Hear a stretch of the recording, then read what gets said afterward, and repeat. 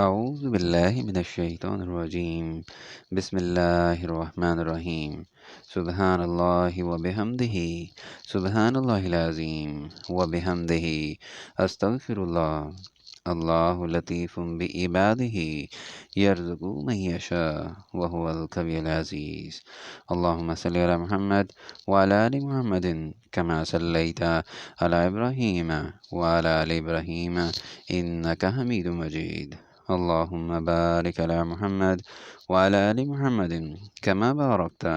على إبراهيم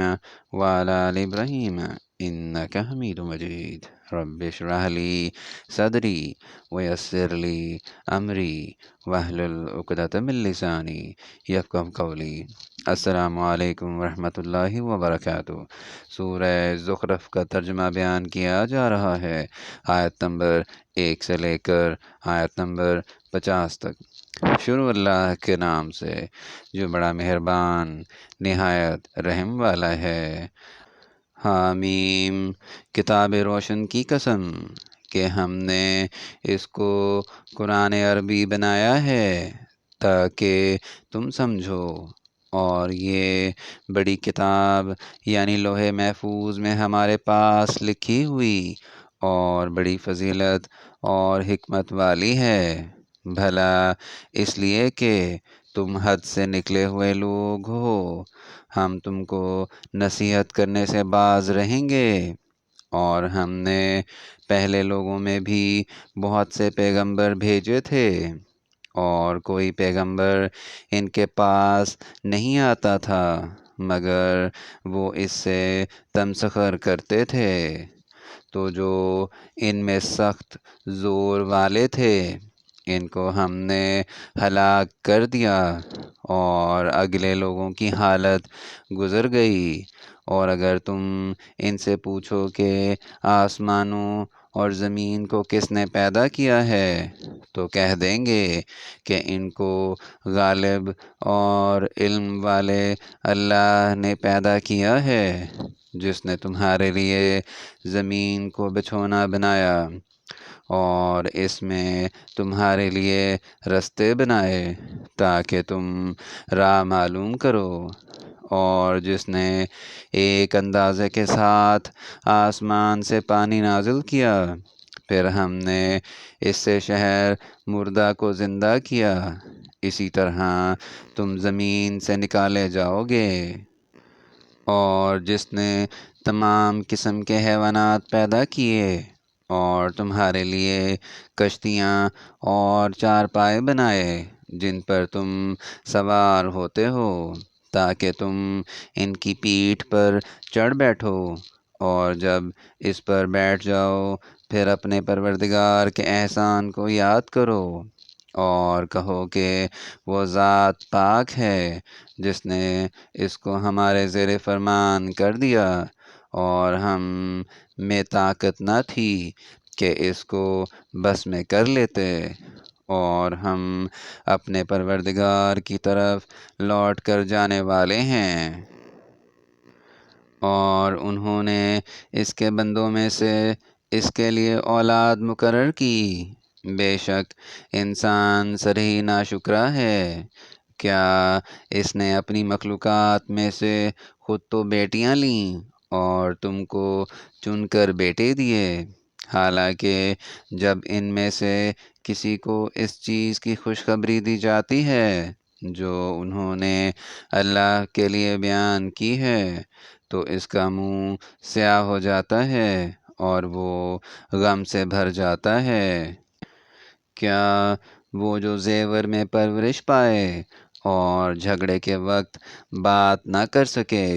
اللہ کی بیٹی ہو سکتی ہے؟ اور انہوں نے فرشتوں کو کہ وہ بھی اللہ کے بندے ہیں اللہ کی بیٹیاں مقرر کیا، کیا یہ ان کی پیدائش کے وقت حاضر تھے؟ عنقریب ان کی شہادت لکھ لی جائے گی اور ان سے باز پرس کی جائے گی، اور کہتے ہیں اگر اللہ چاہتا تو ہم ان کو نہ پوچھتے، ان کو اس کا کچھ علم نہیں، یہ تو صرف اٹکلیں دوڑا رہے ہیں۔ یا ہم نے ان کو اس سے پہلے کوئی کتاب دی تھی تو یہ اس سے سند پکڑتے ہیں؟ بلکہ کہنے لگے کہ ہم نے اپنے باپ دادا کو ایک رستے پر پایا ہے اور ہم انہی کے قدم بقدم چل رہے ہیں، اور اسی طرح ہم نے تم سے پہلے کسی بستی میں کوئی ہدایت کرنے والا نہیں بھیجا،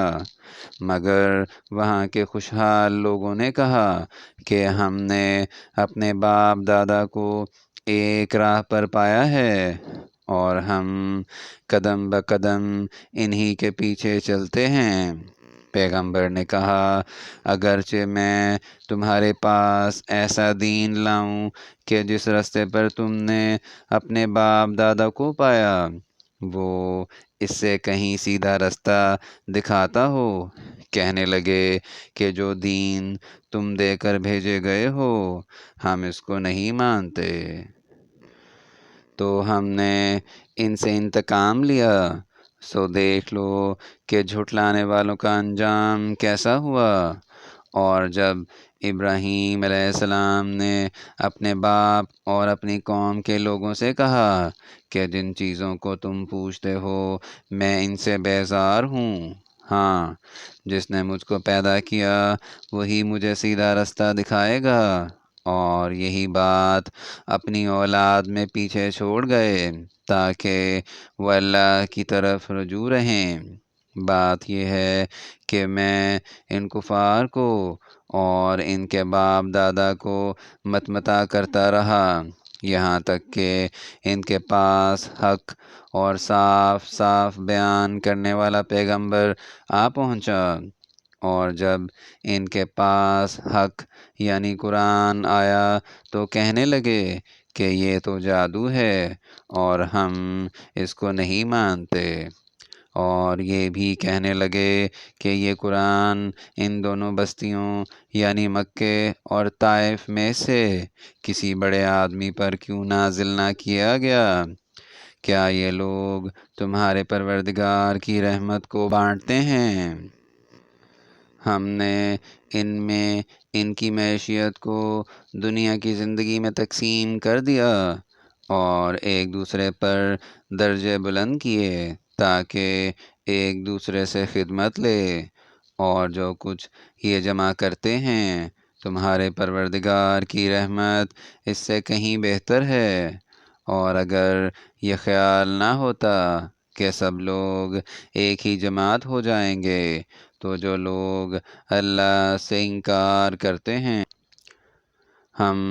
ان کے گھروں کی چھتیں چاندی کی بنا دیتے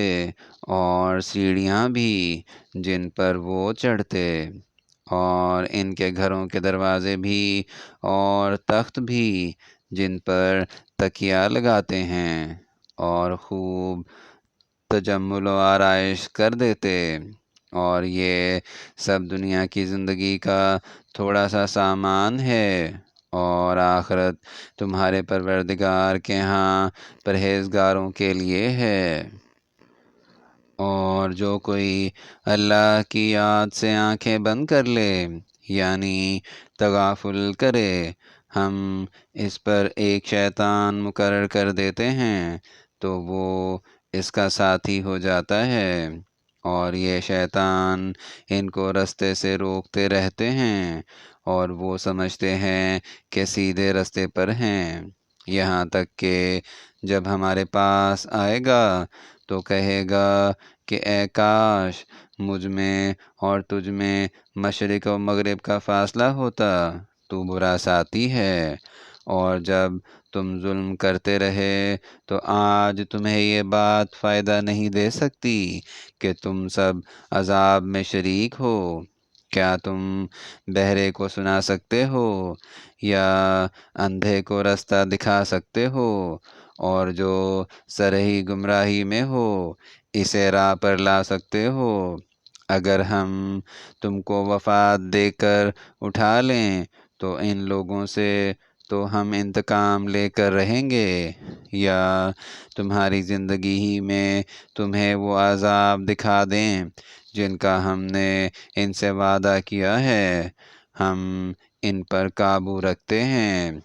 پس تمہاری طرف جو وحی کی گئی ہے اس کو مضبوط پکڑے رہو، بے شک تم سیدھے رستے پر ہو، اور یہ قرآن تمہارے لیے اور تمہاری قوم کے لیے نصیحت ہے، اور لوگوں تم سے عنقریب پرسش ہوگی۔ اور اے محمد، جو اپنے پیغمبر ہم نے تم سے پہلے بھیجے ہیں ان کے احوال دریافت کر لو۔ کیا ہم نے اللہ رحمان کے سوا اور معبود بنائے تھے کہ ان کی عبادت کی جائے؟ اور ہم نے موسیٰ کو اپنی نشانیاں دے کر فرعون اور اس کے درباریوں کی طرف بھیجا، تو انہوں نے کہا کہ میں اپنے پروردگار عالم کا بھیجا ہوا ہوں۔ جب وہ ان کے پاس ہماری نشانیاں لے کر آئے تو وہ نشانیوں سے ہنسی کرنے لگے، اور جو نشانی ہم ان کو دکھاتے ہیں وہ دوسری سے بڑی ہوتی تھی، اور ہم نے ان کو عذاب میں پکڑ لیا تاکہ باز آئیں، اور کہنے لگے کہ اے جادوگر، اس عہد کے مطابق جو تیرے پروردگار نے تجھ سے کر رکھا ہے اس سے دعا کر، بے شک ہم ہدایت یاب ہوں گے۔ سو جب ہم نے ان سے عذاب دور کر دیا تو وہ عہد شکنی کرنے لگے۔ یہاں تک سورہ زخرف کا ترجمہ آیت نمبر 50 تک بیان کر دیا گیا ہے۔ اگر اس میں کوئی غلطی ہو جائے تو ہم اللہ تعالیٰ سے معافی چاہتے ہیں، اور دعا ہے کہ اللہ تعالیٰ ہماری ہدایت فرمائے۔ آمین یا رب العالمین۔